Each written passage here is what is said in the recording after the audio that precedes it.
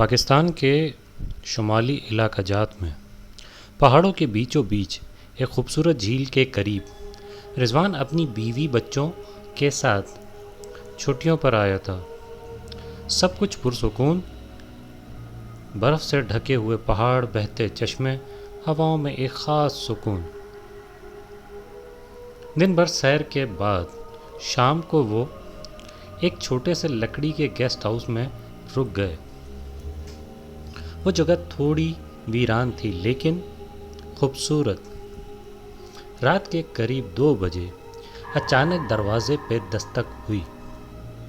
رضوان نے دروازہ کھولا۔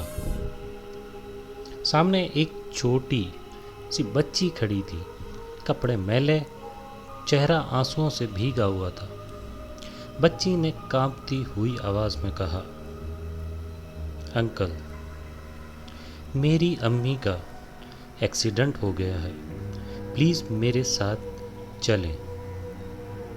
رضوان نے بغیر کچھ سوچے فوراً کہا، چلو بیٹا، میں تمہاری مدد کرتا ہوں۔ بچی نے آگے بڑھتے ہوئے جنگل کی طرف اشارہ کیا۔ رات گہری تھی، ہر طرف اندھیرا، صرف جھنگروں کی آوازیں اور اس بچی کے قدموں کی چاپ۔ رضوان اس کے پیچھے چلتا گیا۔ پھر کچھ دور جا کر بچی رک گئی۔ سامنے کچھ اور چھوٹے بچے کھڑے تھے، وہ بھی ساکت، خاموش، سائے جیسے۔ اچانک وہ بچی زور سے ہنسنے لگی۔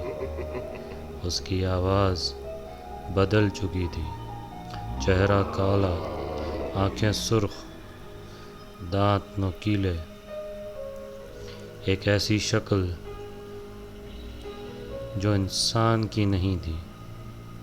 رضوان کا جسم جیسے جم گیا، نہ سانس نکلے، نہ آواز۔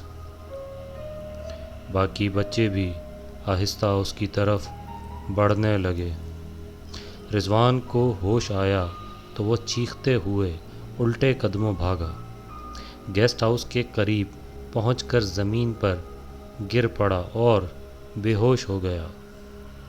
وہ کئی دن بخار میں بھنکتا رہا۔ ہوش میں آیا تو زبان بند، صرف آنکھوں میں خوف۔ مقامی لوگوں نے بتایا، یہاں اکثر رات میں ایک بچی کے روتے ہوئے دیکھا جاتا ہے جو مدد مانگتی ہے، اور جو اس کی مدد کرتا ہے وہ کبھی ویسا نہیں رہتا۔